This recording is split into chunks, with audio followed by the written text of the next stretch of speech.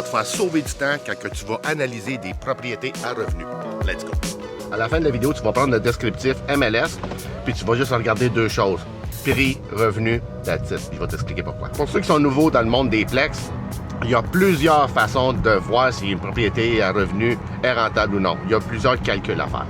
Mais, pour ceux genre que ça fait longtemps que vous êtes là, vous le savez, il y a plusieurs façons de faire. Mais il y a quelque chose peut-être que vous ne pensez pas et que vous oubliez. Fait que c'est de ça qu'on va parler aujourd'hui. Je vais vous montrer une façon de faire qu'aussitôt qu'il y a un descriptif MLS centriste qui sort d'une propriété à revenu, tu vas juste regarder deux choses. Prix, revenu, après ça, tu vas pouvoir prendre une décision. Est-ce que j'analyse plus loin ou est-ce que je laisse faire? C'est plus pour ça, là, ce calcul-là que je vais te montrer.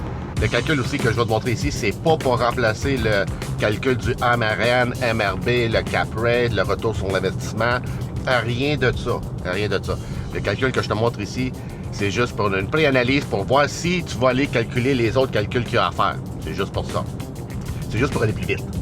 Puis pourquoi tu voudrais aller plus vite? C'est super simple parce que plein de clients me le disent, puis moi aussi j'étais comme ça avant. Exemple, il est 3 h l'après-midi, moi je finis de travailler à 5 h, je vais être seul à la maison. Bon, ben, je vais faire de la recherche sur l'ordinateur des propriétés revenus. Bon, ben, je vais passer au IGA, aller m'acheter un steak, nanana, une bouteille de vin, puis je prépare ma soirée de recherche de propriété. Bon, là, il est rendu 7h30, 8h. Je suis assis sur le sofa, j'ouvre l'ordinateur, je commence à regarder. Puis je le sais. Je sais comment est-ce que les gens regardent. Au début, ils regardent la photo. Ça, ils regardent le prix. Parce que tu ne regardes pas des prix que tu ne peux pas acheter. Oui, des fois, pour rêver, OK? Mais je veux dire, quand tu cherches un plex, tu regardes dans ton revenu. Et moins. Bon. OK, fait que là, tu regardes ça. Après ça, tu te dis, OK, tu as un 2 chambres à coucher, celle-là. OK, lui, c'est un 3 chambres à coucher. OK, lui, c'est une chambre. OK, comment est-ce qu'il loue ça? OK, c'est pas pire. OK, c'est pas trop cher. On va aller voir l'évaluation municipale. Ah ouais, l'évaluation municipale est basse de même, puis il vend ça cher de même. OK, je vais prendre une petite note, je vais poser la question à mon courtier. OK, après ça, je vais dire, ouais, je vais appeler mon courtier tout de suite. Il va y avoir un texto qui m'envoie la déclaration du vendeur, puis tous les papiers qu'il y a par rapport au descriptif sur Centris. Il écrit au courtier. Le courtier répond. Après 10 minutes. OK, bon, je t'envoie ça. Fait que là, tu continues à analyser ça. Là, il est rendu 11h30, minuit. T'sais. Après ça, le lendemain matin, là, tu appelles ton courtier et tu dis, ah ouais, j'ai vu la propriété hier soir. Elle m'intéresse, celle-là. Tu veux-tu voir si elle est disponible? Le courtier, là, bah, c'est moi, tu sais. Fait que là, tu m'appelles, puis là, moi, j'appelle le courtier, l'autre, celle qui a inscrit de la bâtisse. Puis j'ai dit, hey, salut, j'ai un client hier qui s'est couché à 11h, là, hier soir, il s'est couché tard. Il regardait ton bloc, puis il l'a bien aimé. Il est encore disponible? Qu'est-ce que tu vas me dire? Je dis, ben non, Claudio, il n'est pas disponible. Aussitôt, je l'ai mis sur le marché, là. Il y a 5-6 offres qui ont entré. Ah ouais, hein? Il dit, hey, ça va vite, ça va vite. Oh oui, les gens aujourd'hui, là, clac, ils envoient des offres. C'est vite. Tu comprends? Tu comprends qu'est-ce qui va t'arriver? Puis même si tu me dis ça m'arrivera pas, moi je te le dis oui, ça va t'arriver. Si ça t'arrive pas, c'est parce que c'est des propriétés à revenus que la majorité des gens ne veulent pas. Mais supposons qu'il y en a une super bonne, que toi aussi tu l'aimerais. Ben gadon. Je suis certain que ça ne sera pas juste toi qui vas l'aimer, c'est garanti. Il va y avoir bien d'autres monde qui vont l'aimer aussi. Donc, ça sera préférable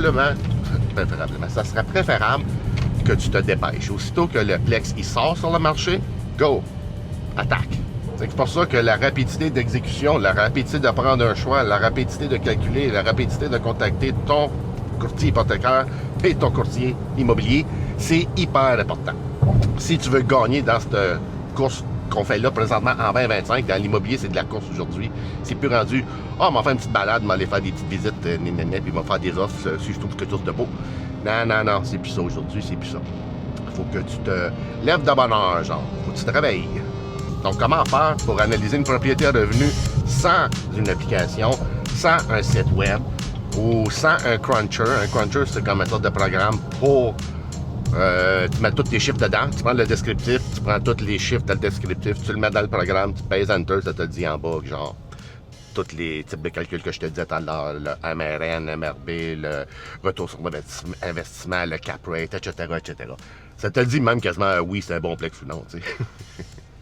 Mais en tout cas, fait que c'est pour ça, genre, que avant de tout faire ça, je vais te montrer comment faire le petit calcul de 1 seconde et demie pour voir si tu vas plus loin. Mais ça ne veut pas dire, comme que je disais au début, Qu'est-ce que je te dis ici, c'est pas pour remplacer les autres modes de calcul. Pas du tout. Là, pour ceux qui aimeraient acheter des propriétés à revenus, même si tu es débutant ou si ça fait très longtemps que tu fais ça, je peux t'aider. Je peux t'aider tout le temps.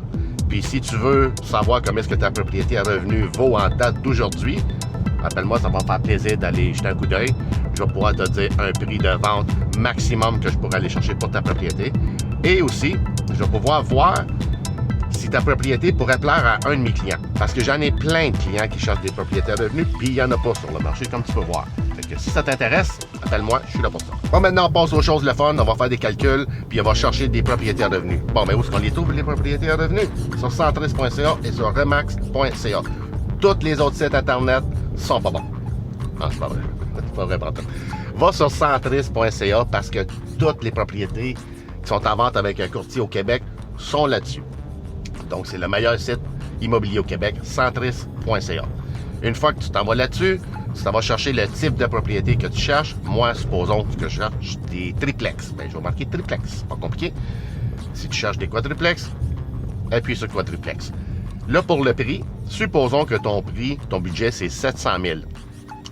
Oui, tu peux aller chercher peut-être 750 000 qui pourrait peut-être baisser à 700. Je comprends.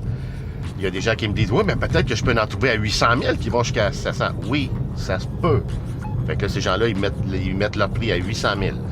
Il y en a d'autres qui me disent « Ouais, mais peut-être que je peux aller chercher 1 million. » Ouais, là, tu pousses, mais essaye-toi si tu veux, mais oublie pas, le temps, c'est de l'argent. Fait que si tu passes 2 ans à chercher un bloc d'1 million qui va baisser à 800 000, t'es pas dans le bon business, là, tu sais.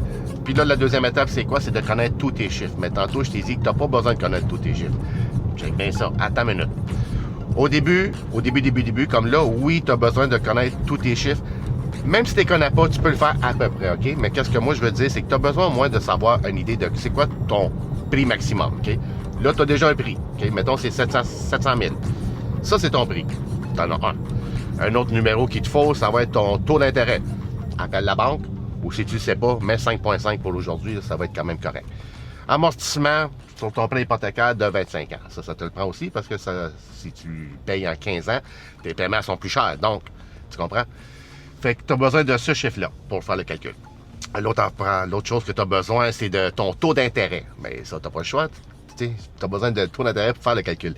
Puis le plus important, c'est la mise de fonds. Ça aussi, tu dois le savoir combien tu veux mettre comme mise de fonds. Fait que le prix, mise de fonds, les revenus. Les dépenses aussi, tu peux les mettre là-dessus. C'est très, très, très important. Là, je dis tu peux. Non, il faut que tu les mettes là-dessus. T'sais. Fait que tu as toutes ces choses-là que tu as besoin avant d'aller plus loin. Il y a quelque chose qu'il ne faut pas que tu oublies. Il y a un bloc ici en vente. Là. Le prix, il est 750 000. Là, il y a un acheteur A et un acheteur B. Puis si la personne elle me dit, il me coûte combien le bloc-là? L'acheteur A, c'est une réponse et l'acheteur B, c'est une autre réponse. C'est pas la même réponse pour les deux, même si le prix de vente, c'est le même et les revenus, c'est les mêmes.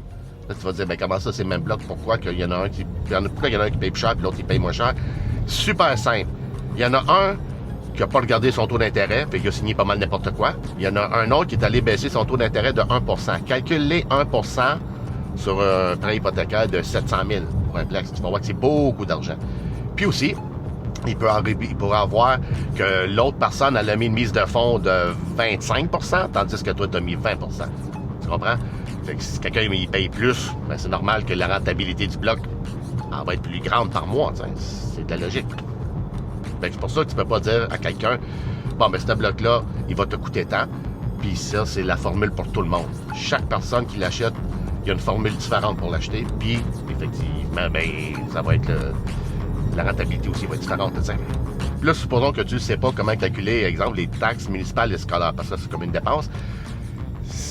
Je comprends que tu ne peux pas commencer à analyser bloc par bloc, par bloc, par bloc, comme je te disais tantôt.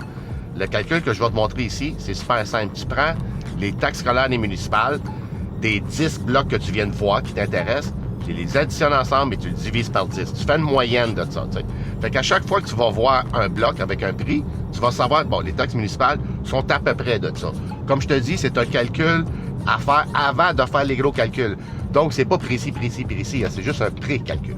Là, maintenant, je vais te montrer comment calculer qu'est-ce que je suis en train de te parler. Bon, ben, l'objectif, c'est de savoir combien est-ce que ça nous coûte une propriété de 700 000 $, un triplex, mettons. Mise de fonds de 20 %, ça va être 140. On va mettre un taux d'intérêt de 5,5. Calculer. Ça, c'est qu'est-ce que ça nous coûte, un triplex, par mois. Là, on va multiplier ce montant-là par 12.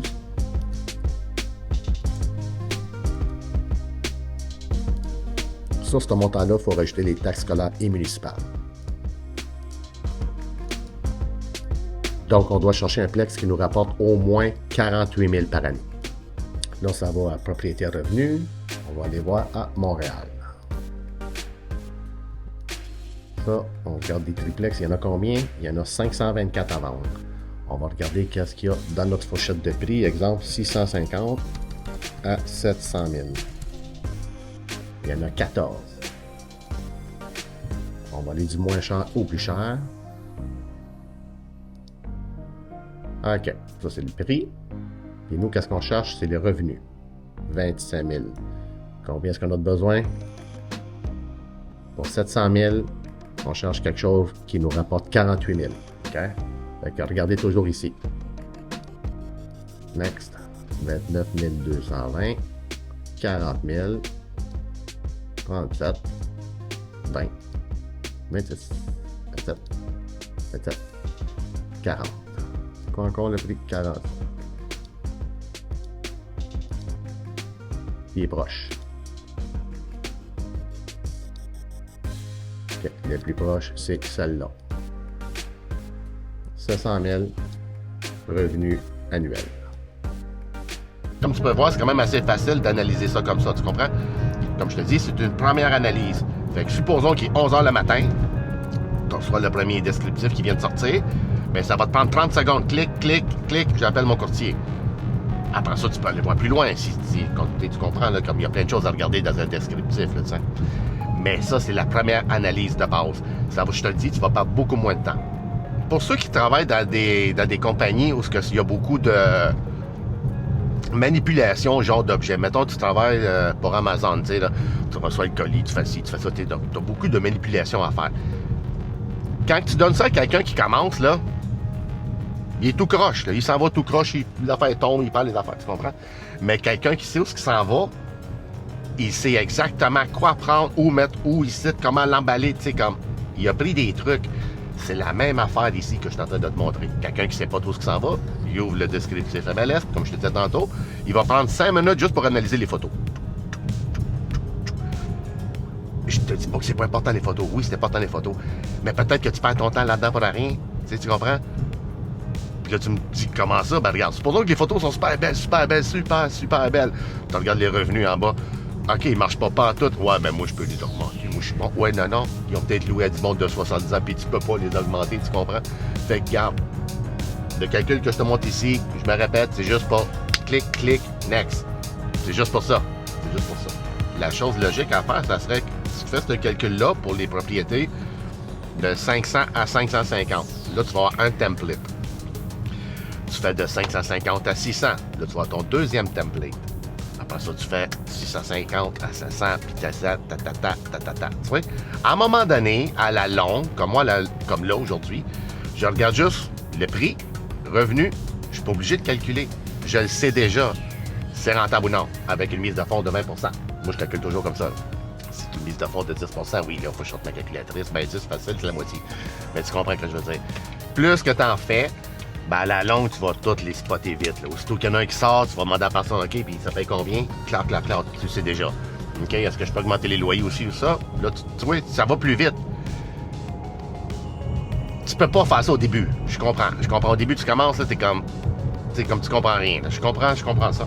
Faut que tu prennes ton temps. C'est ça, l'immobilier, c'est ça qui est le fun. C'est à long terme. On apprend en même temps qu'on travaille.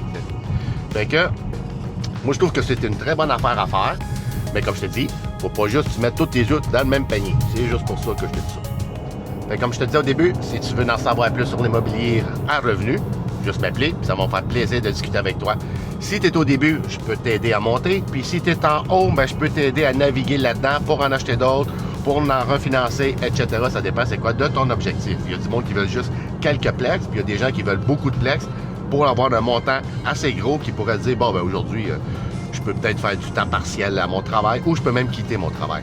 Il y a d'autres mondes que c'est pas ça du tout. Là, bon, ben c'est pas mal ça que je voulais discuter aujourd'hui. Ça va vous donner un autre petit outil pour votre coffre à outils pour les Plex. Puis on va se revoir dans une prochaine vidéo. C'est quoi le sujet, là? Je m'en souviens plus. Je sais que je travaille là-dessus, en tout cas. Je parle de triplex, mais je m'en souviens plus c'est quoi le sujet. Mais qu'on s'en reparle dans quoi? 3-4 jours, quelque chose comme ça, si tout va bien. Sinon, dimanche prochain. Alright, merci, bye bye, à la prochaine.